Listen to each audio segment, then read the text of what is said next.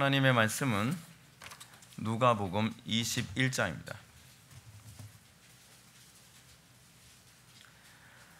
하나님 말씀은 누가복음 21장 5절부터 9절까지의 말씀, 신약성경 132페이지입니다. 신약성경 132페이지 누가복음 21장 5절부터 9절까지의 말씀, 하나님의 말씀을 들으시기 바랍니다. 어떤 사람이 성전을 가리켜 그 아름다운 돌과 헌물로 꾸민 것을 말하매 예수께서 이르시되 너희 보는 이것들이 날이 이르면 돌 하나도 돌 위에 남지 않고 다 무너뜨려지리라. 그들이 물어 이르되 선생님이여 그러면 어느 때에 이런 일이 있겠사오며 이런 일이 일어나려 할 때에는 무슨 징조가 있사오리이까? 이르시되 미혹을 받지 않도록 주의하라. 많은 사람이 내 이름으로 와서 이르되 내가 그라 하며 때가 가까이 왔다 하겠으나 그들을 따르지 말라. 난리와 소요의 소문을 들을 때에 두려워하지 말라. 이 일이 먼저 있어야 하되 끝은 곧 되지 아니하리라. 아멘. 다 자리에 착석해 주시기 바랍니다. 이 시간은 누가복음 소묵시록 첫 번째 강의가 되겠습니다. 성전이 무너지게 될 때라는 제목으로 하나님 말씀 증거하도록 하겠습니다. 성전이 무너지게 될 때. 오늘부터 4주 동안은 제가 광고 시간에 말씀드렸던 것처럼 누가복음에 나오는 소묵시록을 강해하는 시간을 갖도록 하겠습니다. 이번 수련회가 종말론 강해인데요. 지난 수련회 때 우리는 요한계시록을 우리가 전체를 다 살펴봤습니다. 그 요한계시록과 아울러서 우리가 같이 살펴봐야 되는 부분이 사실은 소묵시록입니다.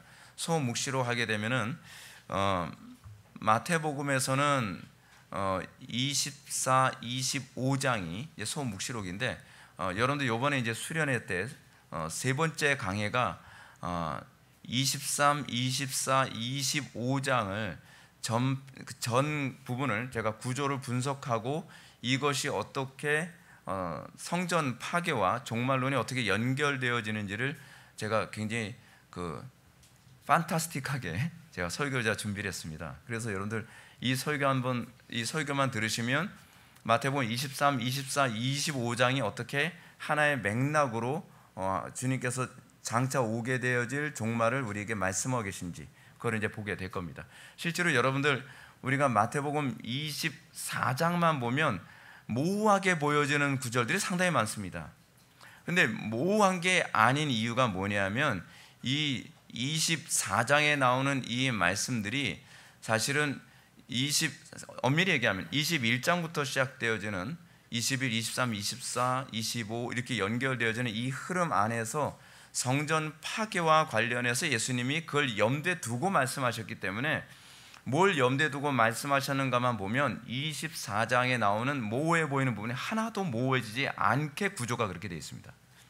그래서 여러분들이 오늘 설교는 그날 하게 되어질 설교의 어떤 면에서는 그때 우리가 보게 될 부분은 마태복음이지만 오늘은 소묵시록, 누가복음에서는 소묵시록이 21장에 나오게 됩니다.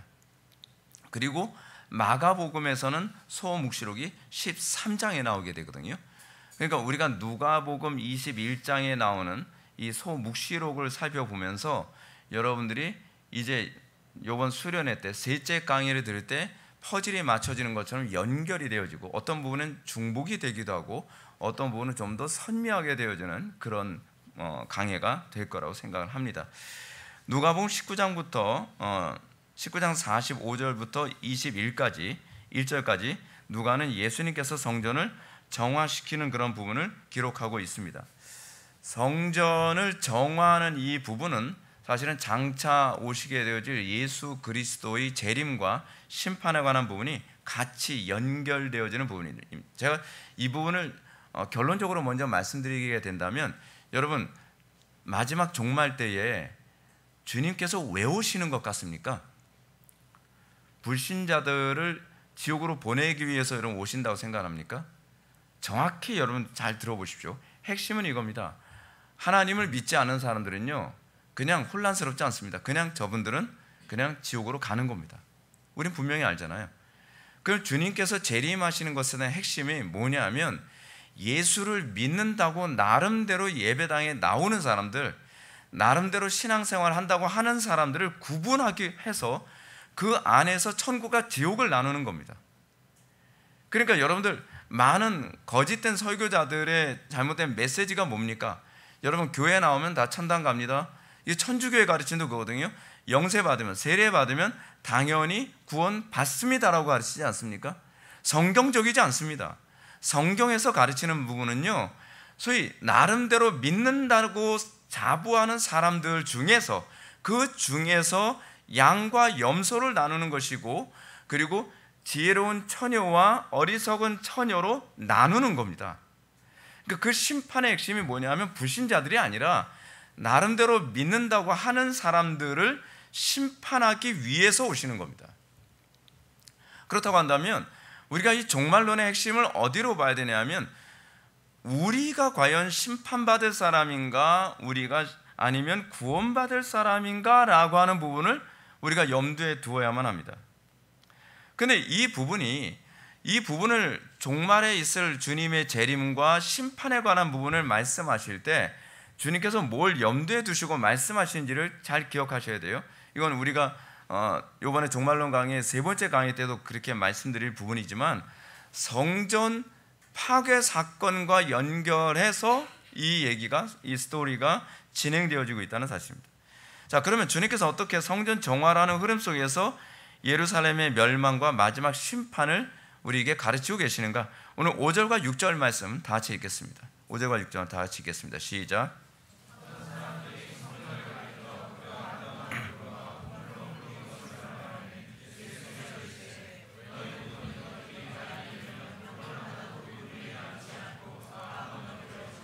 아멘. 본절의 시작은 사람들이 일반적으로 성전의 미관을 어떻게 바라보느냐, 이 부분부터 시작을 합니다.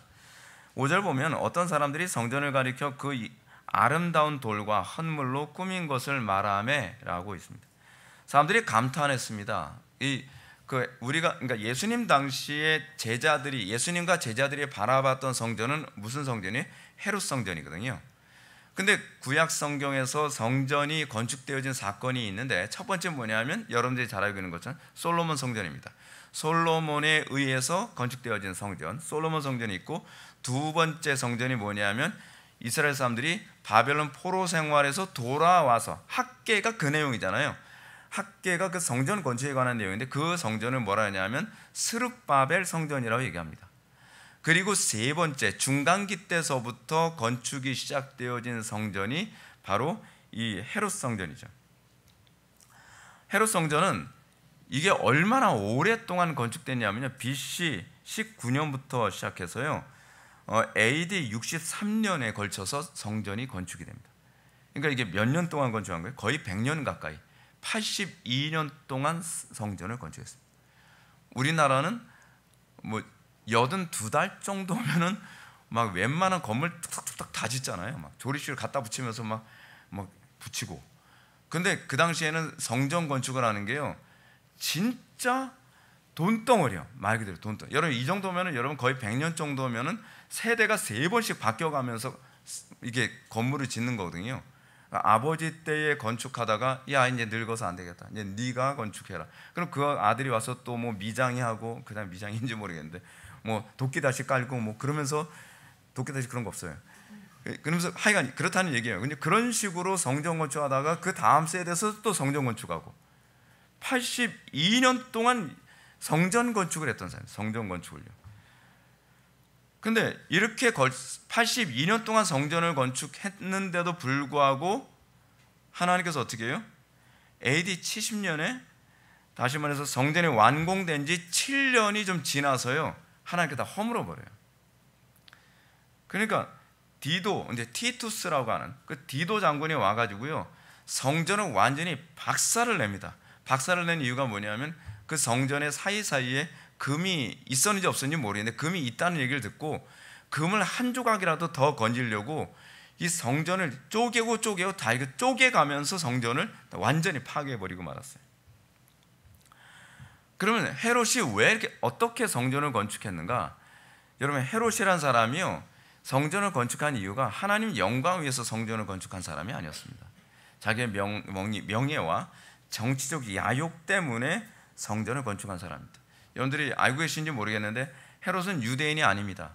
헤롯의 출신이 이제 이 중간기를 알아야 이 헤롯을 이해할 수 있는데 헤롯은 본래 이두메 사람입니다. 이두메 하게 되면 어디냐면 에돔 사람이라는 얘기입니다. 근데 이 에돔 사람인데 신구약 중간기에 보게 되면은 이두메가 그러니까 이 에돔이 요한 힐카누스에 의해서 정복되면서 이두메인들이 강제로 유대교로 다 개종이 돼 버리고 맙니다. 유대교로 개종되면서 이 이두메 사람들과 유대인들이 정치적으로 이렇게 섞일 수 있게 돼 버려요. 그래서 이 에돔 사람, 에돔이면 에서의 그 자손들 아닙니까? 그 두 개의 자손들이 섞여서 정치적 실권을 잡을 수 있는 상태가 됐는데 그러면서 에돔 사람인 이 헤롯이 왕이 된 겁니다. 왕이 됐는데 문제가 뭐냐면 여러분 이두메 사람, 그러니까 이 에돔 사람이 왕이 됐으니까 유대인들이 협조를 하겠습니까? 안 하겠습니까? 안 하죠. 이 사람들 유대인들은 민족 의식이 굉장히 강하잖아요. 그러니까 이 사람이 정치하기가 너무 골치가 아픈 겁니다. 근데 정치를 하기 위해서 뭘 사용하냐면 종교를 사용합니다. 여러분 이거 굉장히 중요한 문제입니다. 이것이 이번에 제가 수련회 때도 여러분한테 말씀드리게 될 중요한 핵심이 되는데 어느 시대든지요 정치는 항상 종교를 수단으로 삼아서 이 자기의 권력을 공고히 하는 수단으로 삼았던 것이 항상 역사에서 동일하게 있었던 일입니다. 그런 상황에서 헤롯이 유대인들이 가지고 있는 성경의 가르침을 자기에게 적용을 합니다. 어떻게 적용을 하냐면 구약의 선지자들이 소위 메시아를 계속적으로 예언했거든요. 유대인들이 계속적으로 이 포로 생활, 이 이방인들에게 이 지배받는 이 생활을 하는 것을 보면서 선지자들이 계속 예언한 것이 뭐냐면 메시아가 오게 되면 너희들이 자유를 얻게 될 것이고 메시아가 오게 되어지면 비로소 저 이방인들이 진멸을 당하게 될 것이다 라고 예언했단 말이에요. 근데 그 메시아가 어떤 메시아냐? 메시아가 어떤 분인지 얼굴을 모르잖아요. 그러니까 이 메시아가 하는 행동을 통해서 이 사람이 메시아인지 아닌지 알 수 있는데 그 첫 번째가 뭐냐면 그 메시아는 성전을 건축하는 사람이에요. 그게 구약의 예언의 가장 핵심이죠. 성전을 건축하는 자. 둘째는 뭡니까? 메시아가 이전 성전보다 더 아름다운 성전을 건축하게 될 거라는 겁니다. 이건 학계서에 나오는 예언이에요. 세 번째는 메시아는 모세와 같이 외세 세력을 몰아내고 독립을 이루게 될 정치적인 존재라고 그렇게 예언을 했어요. 그 사람들을 현혹하는데 어떻게 해요? 내가 애굽의 그 유대인의 그 총독 상태니까 이 왕인 상태니까 내가 어떻게 해요? 이 사람들한테 그렇게 메시아로 나를 둔갑시키면 내가 사람들을 지도하기가 얼마나 쉬울까라고 생각한 겁니다. 그래서 헤롯 성전은 믿음으로 지어진 것이 아니라 정치적 목적 때문에 지어진 것이 헤롯 성전의 특징입니다. 근데 중요한 게 뭐예요? 정치적 목적을 달성하기 위해서 어떻게 했어요? 성전을 이전 어떤 성전보다 더 화려하고 아름답게 꾸몄다는 겁니다. 엄청나게 돈을 많이 투자한 거죠. 80년이 넘게. 이런 정치적 목적 때문에 헤롯은 솔로몬 성전보다 더 크고 더 화려하게 성전을 건축했습니다. 그 화려함에 대해서 요세푸스는 이렇게 얘기합니다. 그 규모를 이렇게 얘기합니다. 그 돌들은 대부분 가로 20규빗, 25규빗, 약 12.4cm, 그리고 세로로 8규빗, 8.6m, 높이 12규빗, 5.4m 정도의 돌들로 성전을 건축했습니다. 어마무시하게 크게 했다는 거죠. 성전의 아름다움은 본절에서 헌물에서 더 잘 나타나는데 본절에 언급된 헌물은요 성전 건축에 봉헌된 물건을 가리키는데 이 헌물이 주로 뭐냐면 보석이에요. 보석, 귀중품으로서 이 성전의 기둥과 현관이 주로 이제 장식이 됐습니다. 그러니까 성전이 얼마나 화려한지 금, 은, 보석으로 그냥 가득가득한 그게 이 헤롯 성전이 가지고 있는 특징입니다. 특히 헤롯이 봉헌한 건물이 놀라운데 헤롯은 BC 19년에 성전 건축 기념하기 위해서 순금으로 만든 이 포도나무를 만들었는데요. 이 포도나무가 어느 정도 크냐면 포도송이 하나가 사람 키보다 크게 만들었다는 거예요. 포도 알맹이 하나가 이게 그 정도로 포도송이거든요. 포도송이가 사람 키보다 더 크게 이렇게 만들었다는 거예요. 근데 그걸 다 뭐로 만들었다고요? 순금으로 만들었다는 거예요. 그러니까 사람들이 그것만 봐도 입이 딱 벌어지는 거죠. 와, 저렇게 어마무시하고 저렇게 화려하게 만들 수가 있을까? 근데 이런 아름다운 성전을 보면서 제자들이 감탄 안 할 수가 없죠. 수많은 사람들이 감탄하고 놀랐을 때 예수님의 반응은 감탄이 아니었어요. 근데 여러분, 예수님이 뭐라고 말씀하시나 보시죠. 너희 보는 이것들이 날이 이르면 돌 하나도 돌 위에 남지 않고 다 무너뜨려지리라. 허무해질 겁니다. 자, 여러분들, 제가 이 부분을 제가 그냥 노골적으로 말씀드릴게요. 우리가 사람들한테 정말 아름답게 보이는 신앙생활하는 거요, 그거 주의해야 됩니다. 우리는 사람들한테 자꾸 어떻게 보이곤 하죠. 야, 저 사람 신앙생활 잘하네, 저 사람 기도생활 정말 많이 하네, 저 사람 뭐 예배 한 번도 안 빠지네. 근데 여러분들, 제가 목회하면서 그런 거 많이 보거든요. 그러다가 결정적인 순간 어떤 사건 딱 터지면 이제껏 자기가 그렇게 경건생활 열심히 했던 게 도대체 뭔가 할 정도로 하루아침에 그냥 날아가 버린 경우가 굉장히 많지 않습니까? 이 성전 건축 82년 정도, 80년 넘게 건축한 성전입니다. 근데 얼마 갔다고요? 7년 안에 끝났어요. 우리가 위선적으로 종교생활 해가지고서 50년 종교생활하고 60년 종교생활하는데 조금 어려움이 있으면 7시간 만에 날아가는 경우도 많지 않나요? 항상 우리는요, 성경이 우리에게 관심을 갖는 건 겉이 얼마나 화려하고 아름답냐가 아닙니다. 여러분들이 얼마나 잘생겼고, 여러분들이 얼마나 스펙이 좋고, 여러분들이 얼마나 헌금을 많이 했고, 여러분들이 얼마나 봉사를 많이 했느냐, 여러분, 그건요 다 사람들에게 보이기 위한 것입니다. 중요한 건 우리의 중심이 하나님 보시기에 정말 어떠한가에 관한 문제죠. 여러분, 이 부분에 관해서 사도 바울이 로마서 15장에서 소위 많은 형사에 관해서 얘기하고 있습니다. 그래서 뭐래요? 어떤 사람은 불로 연단을 받아서 완전히 사그러질 사람이 있고, 어떤 사람 불로 연단 받으면 어떻게 해요? 금으로, 어떤 사람 은으로, 어떤 사람 동으로. 그 고난과 연단 통해서 여러분들의 실체가 드러나는 거죠. 실체가 겉으로 아무리 화려해도 한순간에 하나님께서 불로서 연단하시는데 그냥 확 사그러들어서 없어져 버려요.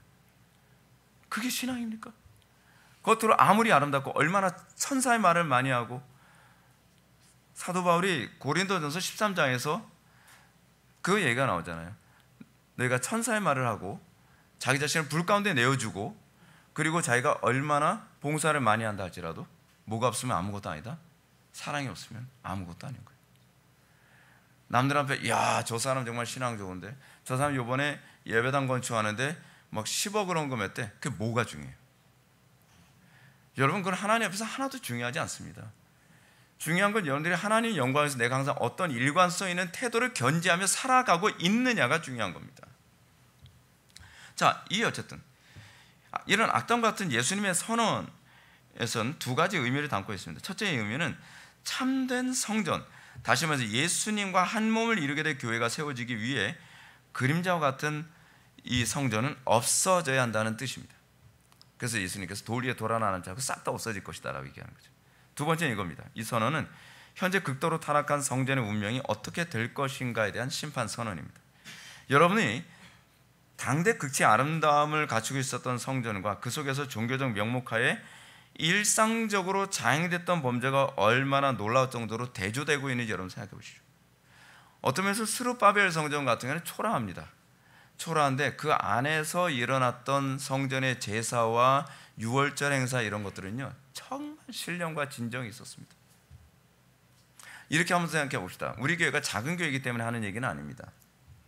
작은 교회라고 해서 선하진 않습니다. 큰 교회라고 해서 무조건 악한 것은 아닙니다. 저는 그런 이분법을 믿지 않습니다. 그런데 중요한 게 이겁니다. 사람들은 겉으로 얼마나 어마무시하게 크고 화려하고 얼마나 돈을 많이 들인 건물인가를 가지고서 그 교회가 마치 더 정통적이고 더 신뢰할 만한 교회인 것처럼 생각하죠. 근데 보십시오. 한국교회 배도를 주도하는 교회 다 그 교회들이에요. 제가 구체적으로 제 이름 안 돼도 아시잖아요. WCC 다 죽어가는 WCC 살린 교회가 우리나라에서 제일 크다고 손가락 안에 든다고 하는 교회란 말이에요. 로잔을 세워준 교회가 그런 교회예요. WEA를 살려준 교회가 지금 이번에 WEA 못해서 한다. 지금 합동측 총회에서도 이거는 불법이다라고 얘기하는데도 불구하고 혼자서 밀어붙이는 교회가 어떤 교회입니까? 대한민국에서 합동측에서 제일 크다고 하는 교회 아닙니까? 속지 마십시오. 겉모습에 속지 마세요. 여러분들이 항상 관심을 가져야 되는 건 나와 하나님과의 관계입니다. 여러분들은 여러분들 삶이 내가 얼마나 봉사를 많이 했고 얼마나 헌금 많이 했고 그거 가지고 우쭐대지 마십시오. 내가 얼마나 스펙이 좋고 그거로 우쭐대지 마세요. 중요한 건 나와 하나님과의 관계예요. 여러분들과 하나님과의 관계는 뭐에서 드러나요? 고난 닥쳐보면 알아요. 고난 닥쳐보면 하나님께서 퀴즈를 해보면 알아요. 그러니까 목회하면서 제가 제일 안타까운 게 그거예요. 하나님께 퀴즈를 당하기 전에는 신앙 되게 좋은 것 같았는데 하나님께서 살짝 퀴즈만 해도 그냥 그 쌀겨처럼 훌라당 사라져버려요. 여러분들은 과연 어떤 상태인가에 대해서 한번 생각해 보십시오. 지금 이 예수님께서 이 헤롯 성전을 향해서 얘기하는 게 뭡니까? 야 헤롯 성전 화려하지? 그런데 그 내면은 어떠냐? 마치 바리새인들의 모습하고 똑같죠. 회칠한 무덤 같고 그 속에는 시체가 우글우글하는 것 같은 것이, 그리고 그 불법이 자행되어지고 예수님이 성전에 들어가서 하셨던 일이 뭐예요? 그 사람 돈 바꾸는 사람들 다 상 뒤집어 엎고, 그리고 그들이 거기서 불법을 자행하는 모든 것에 관해서 예수님께서 책망했던 것 아니겠습니까? 우리가 항상 관심을 가져야 되는 건 남들한테 어떻게 보이느냐가 아니라 내가 하나님 앞에 어떻게 보이느냐에 대해서 항상 생각하십시오. 특히 이 한국 사람들은 유교적 이 문화가 굉장히 보편화돼서 굉장히 이 위선이 굉장히 강합니다. 남들한테 점잖게 보이고, 옛날에 선비들 그러잖아요. 옛날 선비들 어때요? 비 와도 뛰질 않는다 하잖아요. 왜? 그 내가 선비인데. 이 위선 문화가 보편화되어진, 이게 아주 뿌리 깊게 이게 뻗어 있는 민족이 대한민국 사람들이에요. 이게 사실은 기독교가 들어온 지 100년이 넘었다고 얘기하는데, 기독교가 종교만 화려해졌지 궁극적으로 한국 사람들의 정서를 성경적인 마인드로 바꾸는 데는 거의 제대로 역할을 못했습니다. 지금 주님께서 오시는 이유가 무엇일까? 주님께서 재림하신다는 이유가 뭘 것 같습니까? 이거 허물기 위해서 오시는 겁니다. 주님께서 재림하시는 이유가요. 종말의 시대를 맞이하게 될 때에 여러분들 날마다 주님께서 여러 가지 어려움과 난관을 통해 여러분들의 성전이 참 성전인지 거짓 성전인지 계속 뭐하고 계세요? 계속 여러분들 점검시키잖아요. 조금 어려움이 있어도 가짜 성전이라는 게, 거짓 성전이라는 게 드러난다고 하면 주님께서 재림하실 때에 여러분들이 구원받는다고 뭐로 장담합니까? 여러분들의 탐욕을 조금만 건드려도 훌러덩 타버리고, 여러분들의 안전 조금만 건드리면 훌러덩 타버리고, 여러분들의 감정 조금 건드리면 훌러덩 타버리고, 여러분들의 행복을 조금 건드리면 훌러덩 타버리고. 여러분들의 삶 속에서 여러분들은 하나님께서 날마다 퀴즈를 할 때 이 삶 속에서 날마다 개인적으로 하나님께서 하시는 퀴즈는 종말에 온 우주적으로 하시게 될 퀴즈의 시작에 불과합니다. 그건 여러분들을 스스로를 점검하도록 하기 위한 것입니다. 자, 이런 예수님의 경고를 염두에 두면서 7절에 질문과 어울려 주님께서 무엇이라 답변하는지 한번 보시기 바랍니다. 그들이 물어이르되 선생님이요, 그러면 어느 때에 이런 일이 있겠사오며 이런 일이 일어나려 할 때 무슨 징조가 있사오리까? 제자들의 질문이 뭡니까? 성전이 장차 허물어지게 될 거라고 하는데, 이렇게 화려하고 이렇게 엄청나게 많은 시간과 공을 들여서 건축한 성전이 언제 어떻게 허물어지겠습니까? 이 질문을 살펴보기 전에 저는 헤롯이 가장 아름답고 웅장한 성전을 건축하려 했던 의도가 믿음, 즉 하나님께 영광을 돌리기 위한 것이 아니라 자기의 이익을 위해서 그랬다는 부분을 우리는 먼저 염두에 둬야 합니다. 여러분들 종교생활, 제가 신앙생활이라고 하지 않고 제가 종교생활이라고 제가 말씀드린 이유가 있습니다. 여러분들 교회 생활을 왜 합니까 도대체? 제가 목회하면서 우라가 치밀 때가 뭐냐면 아무리 가르쳤어도 바꾸질 않아요. 라이프 스타일을. 그냥 종교생활이에요. 종교생활. 자, 제가 지난 시간에 했던 설교가 뭔지 여러분 기억나십니까? 참된 예배자의 태도는 어떠해야 되는가? 참된 예배자의 태도는 어떠해야 되는가? 여러분들 그거 배웠으면 여러분들 그거를 이제 지키려고 애를 쓰고 하나씩 여러분 바꿔가려고 애를 씁니까? 여러분들 신앙생활 하면서 여러분들의 고집 꺾여갑니까? 시기심 꺾여갑니까? 질투심 꺾여갑니까? 여러분들의 명예심 꺾여갑니까? 저는 교회 안에서 제일 진절머리 나는 게 뭐냐면요, 명예심입니다. 우리 부모님이 우리 아버지가 원래 장로 생활 하셨던 분인데 교회 안에서 극심한 교회 안에서 고통과 괴로움을 당했던 이유가 뭐냐면 교회 안에 있는 그 명예심이 강한 그 한 사람이 교회를 아수라장으로 만드는 거였거든요. 그게 얼마나 끔찍한 죄악인지도 모르고 계속 그거는 버리질 않은 거예요. 계속. 아니 왜 배운 대로 안 삽니까? 듣고 잊어버리는 것이 여러분들 그 잘하는 게 아닙니다. 배웠으면 하나씩 여러분 십자가에 여러분들이 정과 육을 못 박아야 됩니다. 여러분들 그렇잖아요. 이전에 여러분들 신앙생활 초기 때 잘못하고 초기 때 나타난 잘못된 것 그거 고치면 됩니다. 근데 그렇게 신앙생활이 5년이 가도 여전하고 10년이 가도 여전하고 15년이 가도 여전하면 그럼 어쩌자는 거죠? 제가 개척하면서 그런 얘기 많이 들었습니다. 목사님 좀 기다려주면 안 되나요? 기다려주는 거는 본인이 원하는 거죠. 고통받는 사람이 5년을 기다려주길 바라는 건 그 잔인한 거 아닌가요? 그렇지 않아요? 아니 저는요 이건 굉장한 이기심이라고 생각합니다. 아니 내가 나 때문에 고통받는 거 좀 기다려주면 안 되나요? 근데 정작 그분들은요 어떠냐면 남들이 자에게 조금만 고통을 줘도 1분도 못 기다려줘요. 팔을 하고요 화를 내고 교회를 아수라장으로 만들어요. 기다려달라고 얘기하는 건요 회개할 의향이 없다는 얘기입니다. 어떻게 사람이 한순간에 바뀌나요?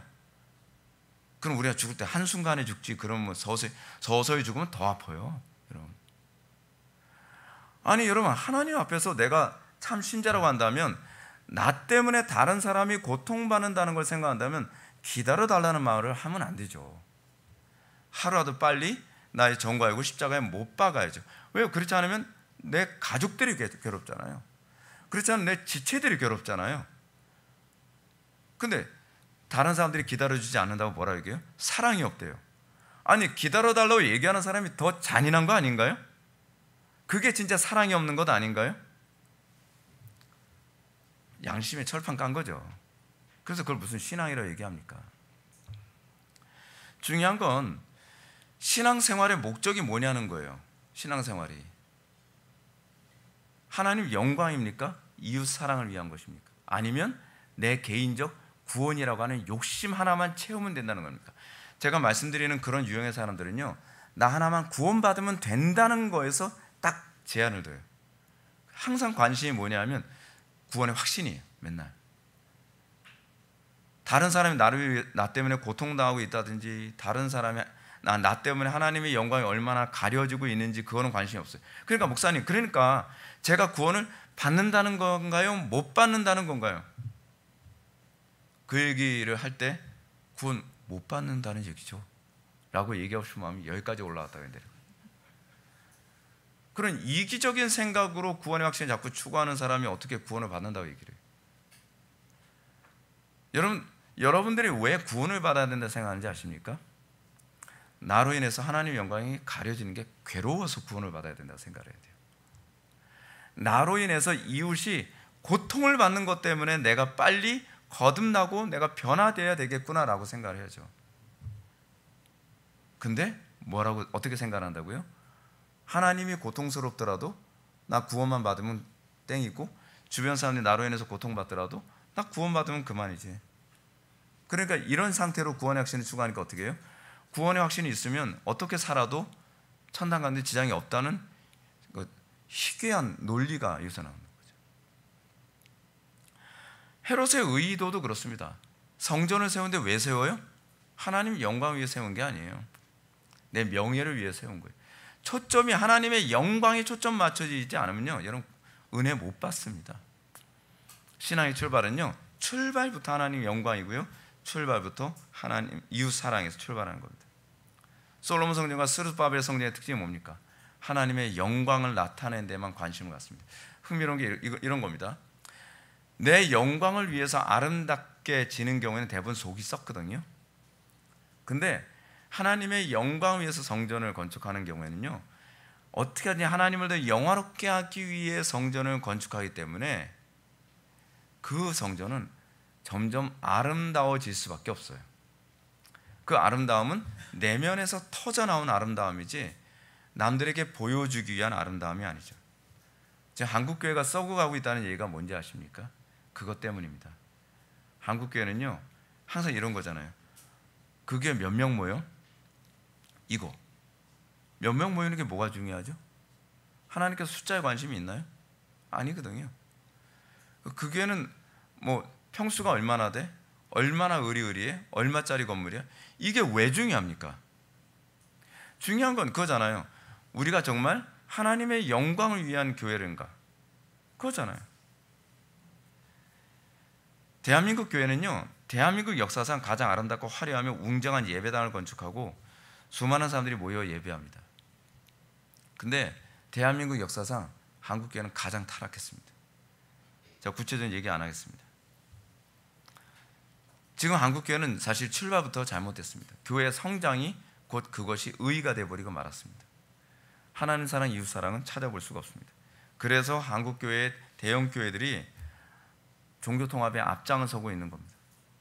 이건 굉장히 불행한 일이고 그리고 굉장히 비참한 얘기입니다. 자, 하여간 이런 예수님의 선언을 듣고 난 사람들이 어떤 질문을 해요? 어느 때 이런 일이 있겠사오며 이런 일이 일어나려 할 때 무슨 징조가 있사오리까? 그래서 질문을 던진 사람들이 누구인지 마태는 제자들이라고 언급했지만 마가복음에서는 좀 더 명확하게 얘기합니다. 베드로와 요한과 야고보, 안드레, 이 네 명을 언급합니다. 근데 우리 제자들의 질문 속에서 한 가지 중요한 문제점을 발견해야 되죠. 항상 질문은 잘해야 된다 그랬잖아요. 근데 제자들이 질문을 좀 잘못하는 경향이 간혹가다 있습니다. 뭐냐면 언제 이런 일이 있겠냐는 거예요. 사실은 여러분들은 이런 질문을 던지, 왜 이런 일이 있어야 되죠? 라고 질문을 던져야 되는 건 아니겠습니까? 아니 이렇게 아름답게, 이렇게 웅장하게, 이렇게 오랜 세월 동안 성전을 건축했는데 하나님은 왜 허무시려고 하는 거죠? 라고 질문을 던져야 되잖아요. 근데 제자들은 때와 시기에 대해서 질문합니다. 근데 여러분, 때와 시기는요, 우리가 관심을 가져야 될 대상이 아닙니다. 여러분, 때와 시기는요, 이게 신적인 영역입니다. 하나님께서 원하시는 때에 하나님께서 원하시는 시기, 때는 어떤 특정한 날을 얘기하는 거라면 시기는 기간을 얘기하잖아요. 이거는 하나님께서 정하시는 거예요. 하나님께서 규정하시는 겁니다. 바벨론 포로 생활 기간인데요, 하나님께서 기간을 딱 정하셨어요. 줄여지는 게 아닙니다. 중요한 건 그 기간을 왜 주셨고 우리는 어떤 태도를 견지해야 되느냐에 관한 문제입니다. 예수님은 근데 이런 모습이 이제 1절에서도 또 나타납니다. 예수님이 이제 승천하시기 전에 제자들을 향해서 이제 약속하시는 장면이 나오죠. 제자들은 이 명령을 받은 다음 했던 질문이 또 때에 대한 질문이었습니다. 제자들은 예수님을 향해서 주께서 이스라엘 나라를 회복하심이 이때이니까. 주님의 대답은 무엇이죠? 때와 시기는 아버지께서 자기 권한에 두셨으니 너희가 알 바 아니리. 우리는 때가 아니라 우리는 내가 해야 될 일이 무엇인가 고민하는 겁니다. 저는 제가 목회하면서도 그런 생각 많이 하거든요. 저는 어렸을 때 배웠던 게 뭐냐, 기도를 하면 때를 앞당길 수 있다고 좀 그렇게 배웠어요. 그러면서 더 스트레스 많이 받죠. 이렇게 기도했는데 왜 빨리 부흥이 안 오지? 왜 이렇게 내가 이렇게 애쓰는데 왜 빨리 교회가 성장하지 않지? 그건 우리 생각이에요, 여러분. 우리 생각이에요. 하나님께서는 이미 모든 때를 정하셨어요. 그럼 우리는 그 안에 뭐 하는 거예요? 나는 과연 어떻게 살 것인가에 관해서 고민하는 거죠. 어떻게 살 것인가. 전도서 3장 1절을 보면 천하의 범사가 기원이 있고 목적을 이룰 때가 있다고 얘기하고 있습니다. 그런데 하나님께서 정하신 규정한 겁니다. 이런 질문 앞에 우리 주님은 8절과 9절을 통해서 이렇게 말씀하십니다. 이르시되 미혹을 받지 않도록 주의하라. 많은 사람이 내 이름으로 와서 이르되 내가 그라하며 때가 가까이 왔다 하겠으니 그들을 따르지 말라. 난리와 소유의 소문을 들을 때 두려워하지 말라. 이 일이 먼저 있어야 돼 끝은 곧 되지 아니하리라. 때를 물어봤는데 예수님은 뭘 말씀하십니까? 예수님은 이 때가 올 때쯤 됐을 때 나타나는 징조에 관해서 얘기합니다. 준비하라는 거예요. 때가 오기 전에 준비하라는 겁니다. 항상 주님은 우리에게 뭘 경고하십니까? 제발 준비하며 살라는 겁니다. 근데 우리는 어떻게 요령 피며 살려고 그러죠? 때만 알려주세요. 그럼 그때 가서야 준비할게요. 아니라니까요. 신앙생활은 그렇게 하는 게 아닙니다. 신앙생활은 요령 피면서 해서 되지가 않아요. 신앙생활은요, 주님이 지금 당장 오실 때일 수 있다라는 태도를 가지고 지금 주님이 오셔도 내가 무너지지 않겠다, 내가 심판받지 않겠다라는 태도를 가지고 하루하루를 살아가는 겁니다. 신자는 어떤 존재예요? 날마다 심판을 받을 사람처럼 살아가는 존재입니다. 에이, 뭐 오늘 죄져도 내일 회개하면 되지. 그러다가 골로 가는 수가 있습니다. 그러면 때가 오면 나타나는 징조가 뭡니까? 첫째, 많은 사람이 내 이름으로 와서 이르되 내가 그라하며 때가 가까이 왔다라는 미혹이 창궐하게 될 거라는 것. 두 번째는 이겁니다. 난리와 소요의 소문이 만연하게 될 거라는 것. 자, 여기서 우리는 성전 파괴와 징조의 상관관계를 이제 살펴보게 됩니다. 예수님의 예언을 보면 납득하기 어려운 문제가 발생하는데 그것은 성전의 파괴와 이런 징조가 도대체 무슨 관계를 가지고 있는가라는 겁니다. 성전이 타락했으면 그냥 파괴하고 심판하면 그만 아닙니까? 근데 성전을 파괴하고 심판하는 문제가 아니라 주님은 성전이 파괴되는 때가 가까이 오면 미혹과 소문이라는 두 가지 현상, 이 징조가 나타나게 될 거라고 얘기합니다. 그러면서 뭐라고 하냐면 이 일이 먼저 있어야 한다고 얘기합니다. 이건 필연이라는 겁니다. 오늘 설교 핵심이 사실 여기에 있습니다. 무엇 때문에 이 일이 꼭 먼저 있어야 되는 거죠?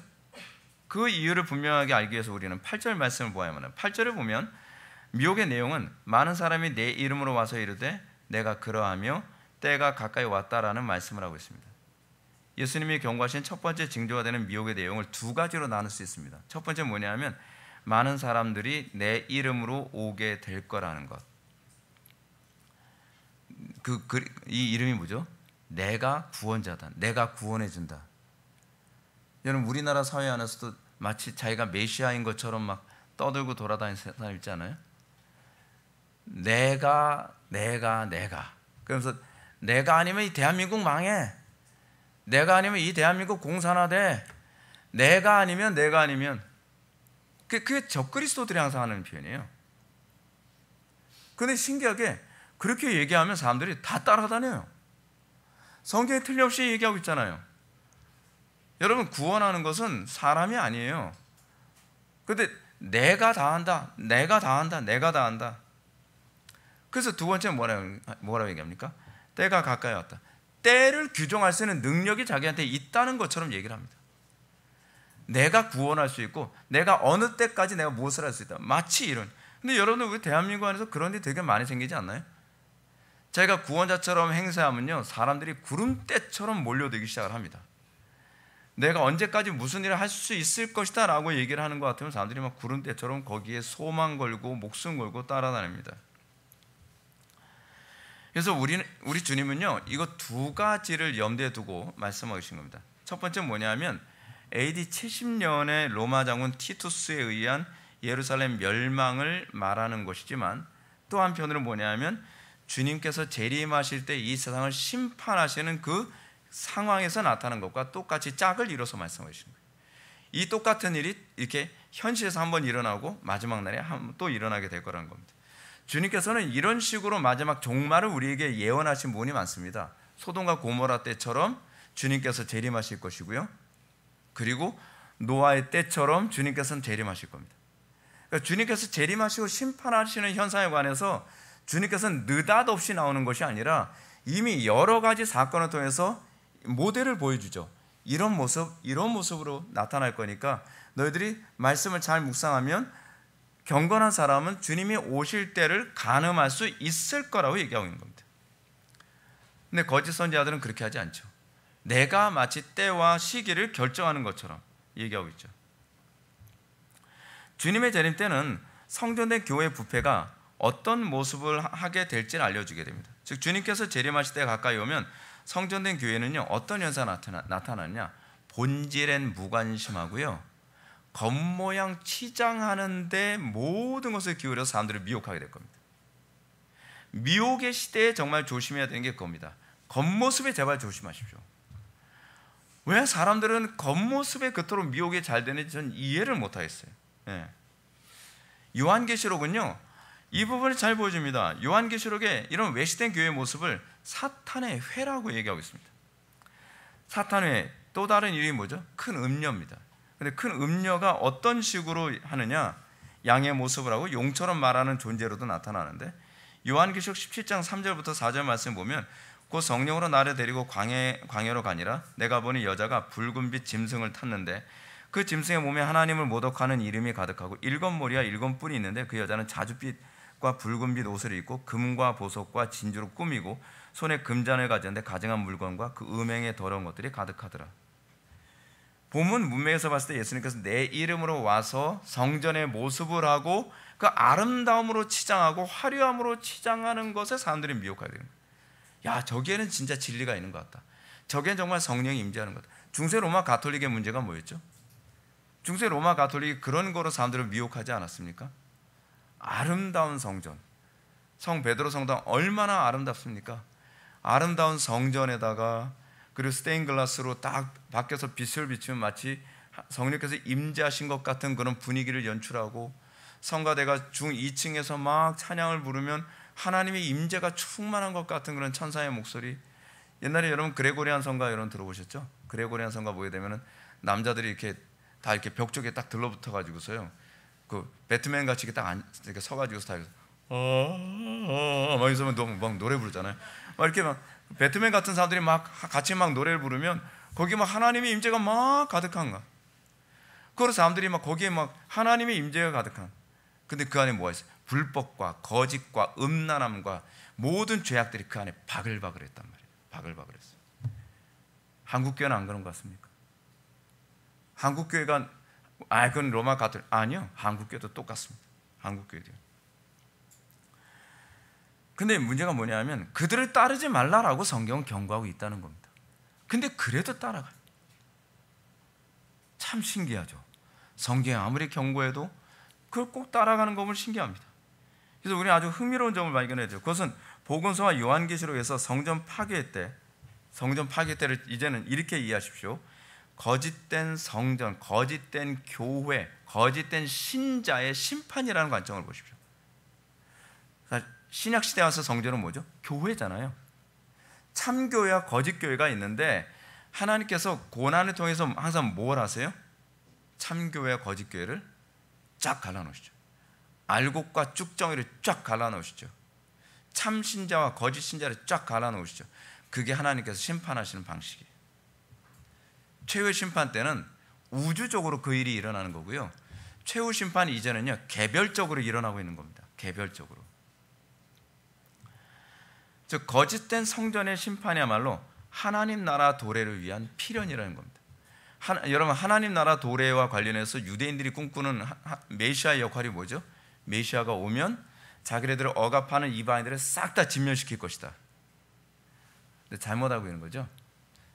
예수님의 재림, 메시아의 재림을 통해서 하는 일이 뭐예요? 이제껏 참 교회인 것처럼 메이크업하고 싹 포장을 했던 그 모든 사람들을 하나님께서 어떻게 해요? 알곡과 쭉정이, 양과 염소, 그리고 지혜로운 처녀와 미련한 처녀로 다 갈라놓는 거예요. 다 갈라놓습니다. 그래서 심판하는 겁니다. 어떤가요, 여러분? 여러분들의 신앙생활이 지혜로운 다섯 처녀에 포함되는 것 같습니다. 그래서 여러분들 이 묵시록 다음에 마태복음에 지혜로운 다소녀, 미련한 다소녀, 알곡과 쭉정이, 양과 염소, 이 얘기가 그래서 나오는 겁니다. 여러분들은 정말 성경에서 가르치는 그 수준 안에서 참 성전된 모습으로서 내가 그 모습을 가지고 있다고 생각합니까? 나는 참 성전의 일부입니까? 아니면 거짓 성전의 일부로 살아가고 있습니까? 주님은 우리에게 그걸 점검하라고 이 말씀을 하고 계시는 겁니다. 두 번째로 성전 파괴가 일어나게 될 즈음에 나타날 징조에 관해서 난리와 소유의 소문이 만연해 될 것이라는 점을 얘기합니다. 그래서 난리에 해당하는 헬라어 폴레무스는 큰 전쟁을 가리킵니다. 그리고 소란에 해당하는 아카타시아스는 작은 소요와 끊임없는 분쟁을 나타냅니다. 사회가 극도로 불안하며 아무것도 믿고 의지할 수 없는 절망적인 상태를 얘기하죠. 성전이 파괴될 때, 다시게 되면 거짓된 성전의 그 실체가 드러날 때, 어떨 때 드러나요? 전쟁 때 드러나요. 어떨 때 드러나요? 사회가 혼란스러울 때 드러나요. 가정이 어려움에 처했을 때 그 실체가 드러나죠. 경제적으로 여러분 어려울 때, 감정이 상할 때, 여러분들의 삶 속에서 내 힘으로 감당할 수 없는 상황에 처해 있을 때, 그때 그 신앙이 위선이었는지 진짜인지는 그 실체의 그 가면을 그때 벗게 될 거라고 가르치고 계신 겁니다. 근데 이것이 주님의 정점일 때는 우주적으로 일어나는 거예요. 근데 그 전에는 어떤 식으로 일어나죠? 개개인적으로 일어나죠. 여러분 예를 한번 들어보시죠. 우리 젊은 우리 청년들, 남자 청년들, 여자 청년들이 정말 고민해야 되는 게 뭐냐면 여러분들 결혼하기 전에는 대부분 목사님들이 다 똑같이 그 말씀하십니다. 결혼하기 전에는 신앙이 좋은 줄 알았는데 결혼하고 나니까 그 실체가 드러나더라. 여러분 그 진짜 마음이 새겨야만 합니다. 거의 100%입니다. 여러분들 그 결혼이야말로 사실은 내가 참 성전인가 거짓 성전인가를 실체를 드러내기 위해서 하나님께 흔드시는 것일 경우가 많습니다. 금전 문제 어려움 당했을 때, 그때 여러분들 신앙의 문제, 그 실체가 참 성전인지 거짓 성전인지 그 실체가 드러납니다. 사회가 여러분들 불안할 때, 그때 여러분들 말씀 따라가겠습니까? 아니면 세상의 풍조 따라가겠습니까? 목회하다 보면 이렇습니다. 요즘 자녀 양육하는데 한동안 이건 많이 없어졌지만, 기러기 아빠가 대세다 그러면 예수 믿는다고 하는 부모들도 자녀들 외국 못 보내서 안 됩니다. 성경대로 살아야죠. 성경대로. 근데 성경대로 안 살고 어떻게 해요? 시대 풍조를 따라가요. 그게 뭘 의미하고 있는 거예요? 그게 염소라는 거예요. 그게 미련한 다섯처녀라는 거예요. 그것이 바로 거짓된 성전이라는 겁니다. 참된 성전인가 거짓된 성전인가는 그 고난과 어려움과 난관의 때에 여러분들이 일관성을 유지하느냐, 그렇지 않으면 어쩔 수 없었어요 라고 나가느냐. 제가 정말 사랑하는 여러 젊은 목사님들하고 통화하면서도 그런 얘기 하죠. 지금 너무 말씀대로 사역하기 너무 어렵습니다. 그럼 제가 그런 말씀드리죠. 목사님 죄송한데 그거 이겨내지 못하면 목사님 변질 그냥 따다 놓은 겁니다. 어려워도 이기는 법을 배우십시오. 담임 목회하면요 더 어려운 일 많습니다. 부교육자 생활할 때보다 담임 목회할 때가 더 어렵거든요. 부교육자 생활에서는요 쫓겨나면 그만이지만 담임 목회하면서는요 교회가 망하는 것까지 가야 돼요. 내 목회가. 그래도 성경대로 갈 생각 해야 돼요. 교회 망하면 내 사명 여기까지인가 보다, 그 각오로 가야 됩니다. 그래야 사람이 안 변합니다. 근데 우리는 어떻게 하죠? 내가 망하지 않으려고 하나님 말씀 버리고, 내가 감정 상하지 않으려고 하나님 말씀 버리고, 내가 손해보지 않으려고 하나님 말씀 버리고, 한 번 타협한다고 지옥 가지는 않겠죠. 아니 지옥 가냐 안 가냐고 하는 문제가 아니라 참 성전이냐 거짓 성전이냐에 관한 문제를 하나님께서 그걸로 저울질하고 계신다니까요. 시험에 붙을 것이냐 낙방할 것이냐에 관한 문제란 말이에요. 만약에 그것이 반복된다면 여러분은 그 속에 영생이 없음을 입증하고 있다는 거예요. 내가 중생했다는 걸 전제로 생각하지 마시고 내가 진짜 중생했는가 중생하지 않았는가, 내 속에 영생이 있는가 없는가는 위기 가운데 내가 어떻게 반응하느냐를 통해서 알 수 있다는 거예요. 그래서 요한계시록에서 우리에게 경고하는 게 무엇입니까? 내 백성아 거기서 나와서 그의 죄에 참여하지 말고 그가 받을 재앙을 받지 말라라고 얘기하는 거 아닙니까? 재앙에서 나오라는 겁니다. 근데 못 나와요. 나오라는데 못 나와요. 배도하는 교회 나오라고 얘기하는데 아유 그 목사님은 배도했지만 나만 배도 안 하면 그만이죠. 그게 배도예요. 그게 배도. 성경이 뭐라고 얘기합니까? 거기서 거기서 나오라고 얘기하지 않습니까? 그럼 순종해야죠. 근데 배도하는 교회 있으면서 뭐라고 얘기해요? 그거는 목사님 신앙이죠. 목사님 신앙이 아니라 당신의 신앙입니다. 아니 제대로 된 교회에 있다는 거 알면서도 왜 안 가죠? 그건 자기 탐욕 때문에 그런 것 아닌가요? 그래서 자기는 구원의 확신이 있대요. 구원의 확신이 있다고 해서 예를 들어서 내가 서울대 들어갈 확신이 있다고 해서 서울대에서 다 받아줍니까? 그럼 어디서 나온 논리예요? 근데 이상한 논리가 이 기독교 신앙에 잘못 들어가면, 이 종교라는 것만 들어가면 상식적으로나 논리적으로 말이 안 되는 게 막 다 받아들여지는 것 같아요. 근데 이런 사람들이 주로 어떤 사람들이 많은지 아십니까? 이단에 가보면 아시죠? 서울대 연고대 나온 사람들, 그런 사람들 그때 그런데 굉장히 많이 있어요. 이 명문대학교 나왔다는, 유학 갔다 왔다는 사람들이 신기하게 거기서 뭡니까? 그 신천지다 부천지다 하는 그런 이상한 그 사이비 이단 중에서 이루고 앉아 있다니까요. 그 사람이 서울대 나온 사람이고 연고대 나온 사람이 스카이 나온 사람들이에요. 근데 거기서 이루고 있어요. 신기하죠? 종교는요, 그래서 잘못되면 아편이 되는 겁니다. 대책이 없어요. 근데 여러분 요한계시록 18장 4절에서 내 백성아 거기서 나와서 그의 죄에 참여하지 말고 그가 받을 재앙을 받지 말라라고 하는 이 말씀은 이사야서 52장 11절 말씀을 인용한 거거든요. 너희는 떠날지어다 떠날지어다 거기서 나오고 부정한 것을 만지지 말지어다 그 가운데서 나올지어다 여호와의 기구를 매는 자들이요 스스로 정결할지어다. 왜 우리는 배도하는 교회에서 나오라고 얘기하는 겁니까? 정결하게 하기 위해서요. 사람들이 그래도 나는 구원을 받는다라고 얘기하는 건 뭐가 없는 거일까 안에? 정결함에 관심이 없다는 거예요. 난 천당만 가면 그만이다는 거예요. 천당 못 간다니까요. 진짜 못 갑니다.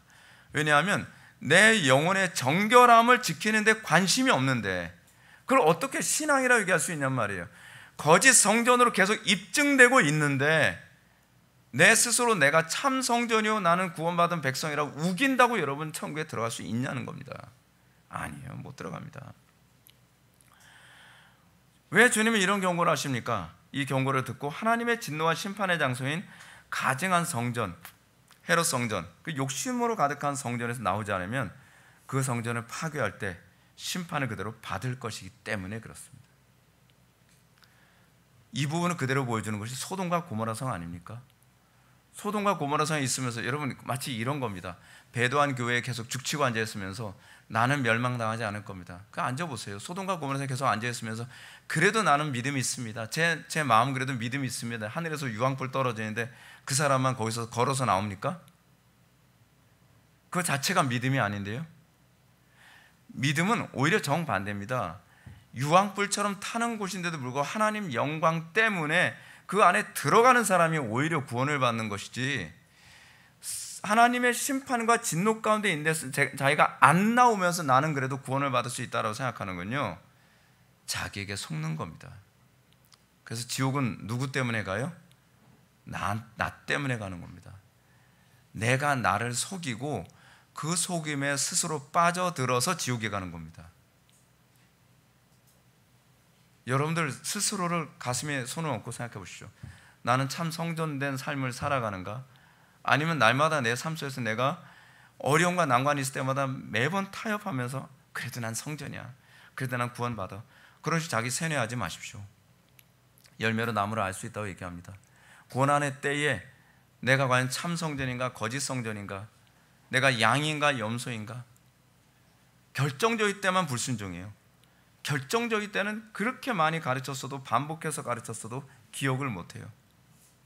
그건 염소죠. 염소입니다. 우리는 하나님의 심판 속에서 운 좋게 빠져나올 수 있을 거라고 생각하지 마십시오. 왜 그렇죠? 주님께서 말씀하시잖아요. 돌 하나도 돌 위에 남지 않고 다 무너뜨려지리라고 말씀하시잖아요. 철저히 심판할 겁니다. 하나님께서는 하나도, 돌 위에 하나도 남기지 않고 위선적인 신앙에 대해서 철저히 하나님께서 심판하실 겁니다. 지금까지는 하나님께서 기다리고 계신 거죠. 그런데 주님의 기다림은 영원하진 않습니다. 따라서 우리가 이 성전이 파괴되어지는 이 일이 있기 전에, 다시 말해서 미혹과 사회적 혼란이 먼저 있어야 하되라고 하신 것처럼 양과 염소로 구분한 일이 먼저 있어야 한다는 이 뜻으로 받아들여야만 합니다. 하나님께서는 주님께서 재림하시기 전에 양과 염소로 나누는 일을 먼저 하십니다. 그래서요 종말엔 환란이 먼저 오는 겁니다. 환란이 먼저 오고요, 그 다음에 주님의 재림이 그 뒤에 오는 겁니다. 양과 염소를 나누는 작업이 먼저 시작됩니다. 그건 고난을 통해서 옵니다. 그리고 이 경고는 천사가 소돔성과 롯과 그의 가족들의 손목을 강제로 잡고 그들을 멸망하지 않은 장소에 끄집어내는 것처럼 하나님께서는 우리를 구원해 내실 겁니다. 믿음은 은혜로 이루어집니다. 결단으로 이루어지지 않습니다. 근데요, 은혜로 이루어진다고 해서 타협하는 사람들에게 주신다는 얘기는 아닙니다. 내 힘으로 믿음 지킬 수 없음을 인정하고, 나의 믿음 없음을 인정하고, 그 가운데 주님 나의 믿음 없음을 도우소서, 주의 이름을 부르는 자는 여러분들이 구원을 받게 될 텐데, 그것이 뭐로 나타나느냐? 여러분들 삶 속에서 매 순간순간마다 이런 간증이 나오게 되죠. 목사님, 이전에는 제가 어려움 있으면 곧바로 타협하고, 어려움 있으면 곧바로 내가 거짓된 성전인 티를 냈는데 이제는 타협이 되지 않습니다. 최근에 어떤 그 젊은 목사님이 그런 카톡을 저한테 했다 그랬죠. 고난이 잡고 오는데, 목사님 어떡합니까? 제 양심은 하나님의 말씀에 붙잡혀 있습니다. 타협이 안 돼요. 타협이 안 돼요. 그겁니다. 우리의 양심은 하나님의 말씀에 붙잡혀 있어야만 합니다. 그 사람이 바로 참된 성전이고, 그 사람이야말로 양인 것을 믿으시기 바랍니다. 기도하시겠습니다. 사랑이 많으신 하나님, 우리의 심령이 하나님의 말씀에 붙잡힌 바 되어 주님께서 양과 염소로 나누고 알곡과 쭉정이로 나누는 그런 시험의 때에 우리가 넘어지지 않고 타협하지 않으며 끝까지 믿음을 지키는 열매를 맺기를 원합니다. 날마다 우리의 삶 속에서 우리가 지적받는 그 죄악을 날마다 청산하고, 우리의 고집과 아집을 십자가에 못 박으며 어디를 가든지 화평케 하고 하나님을 영화롭게 하는 성도의 삶을 살 수 있기를 원합니다. 주님 오실 때가 가까이 올수록 주님께서는 세상의 고난과 환난과 어려움을 통해서 우리에게 우리가 양인지 염소인지를 알아보도록 퀴즈를 하시는 줄 압니다. 그럴 때마다 우리가 양으로 발견되게 하여 주시고, 우리가 참 성전으로 발견되게 하여 주시고, 우리가 슬기로운 다섯 처녀로 발견되게 하여 주옵소서. 예수님의 거룩하신 이름으로 기도하옵나이다.